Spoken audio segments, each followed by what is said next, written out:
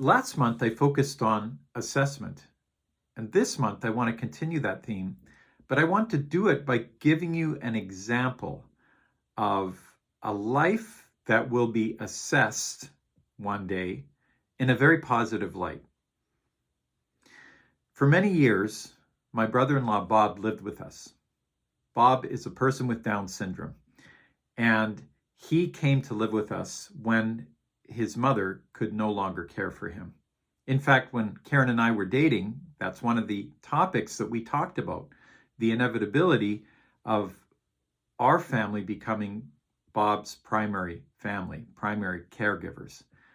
It happened sooner than we anticipated it would. But when he moved into our house, it was very disruptive because he had a lot of needs.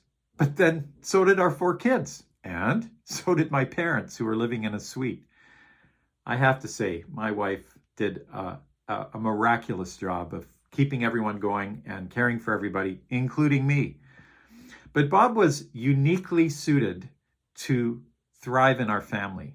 And this is why. Because he understood himself and his role in the world in a way that we did not understand until much later. But he was very, very faithful to his perception of his life calling. Now, before I explain that, let me tell you a bit about Bob. Bob was very high functioning physically. In fact, whenever we went and played mini golf, although he was blind in one eye, he usually beat me. Now, that might say more about how incompetent I am, but nevertheless, he was very physically adept and actually quite healthy for a Down syndrome adult. But cognitively, he was at the low end. He functioned probably at around a grade or a 2-year-old level. And so unless you lived with Bob, you would have had a hard time understanding what he was saying to you. And his processing speed was relatively slow. So he needed help all the time. Every morning, my wife would make his lunch. We would always make sure that the food that he ate was prepared by the family, although there was a period of time early in his life where he could sit on his own and wait for the bus that picked him up every morning, taking him to the program that he was a part of in our community. Beyond that, he needed continual supervision. And sometimes he made decisions that weren't really very helpful. Like, as an example, when he moved into our house, going down the street and walking into the neighbor's house because he knew the neighbor in some context. Anyway, he was always good when we told him, no, that's not really the right thing to do. And he would immediately not do it again. But one thing that drove everybody crazy is Bob had a hard time sitting still for any length of time. He was constantly moving through the house, doing things. He loved to sort, he loved to clean, he loved to vacuum, he loved to load the dishwasher. The reality is, he did a lot of those things relatively poorly, and we would have to go out behind him and fix it. But that was his happy place. And then it hit me years later when I looked at Bob and thought about his life and thought about what he did with his life. He had a servant's heart. Although, from our point of view, his service was not great, in fact, frustrating. And we understood that we were serving him every single day. Here's the deal.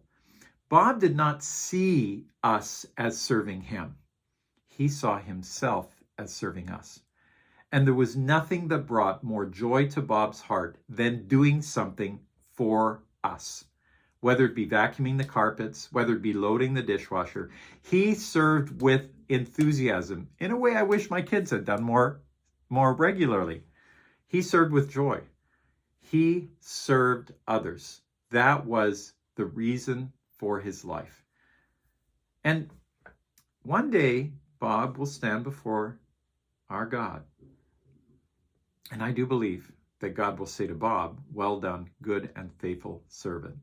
Because Bob lived to serve. And you see, from a worldly point of view, it's easy to look at a life like Bob's and say, well, you know, he was just all need. But I want to suggest to you that he wasn't all need, he was all service. And here's the beautiful thing. The service that we rendered to him, he immediately turned it around and rendered it back to others. He really got the reason why we're on this earth, which is to love others and to serve them. And Bob loved deeply, he loved generously, he loved unconditionally, and he loved practically by the way in which he served other people. And so, just to end, I think it's a good thing for you as a learning community to talk to each other about how are you actively cultivating that heart attitude in your students? How are you actively helping them discover their unique service gifts, their unique opportunities to serve others as a way of serving God? And how does the way you educate your students build in them an increased capacity to love others and serve them well? Because I think if we can really figure that one out, and if we can do that one really effectively, then like Bob, you and your students will have our good God say to them one day, well done, good and faithful servants. Have a great Christmas.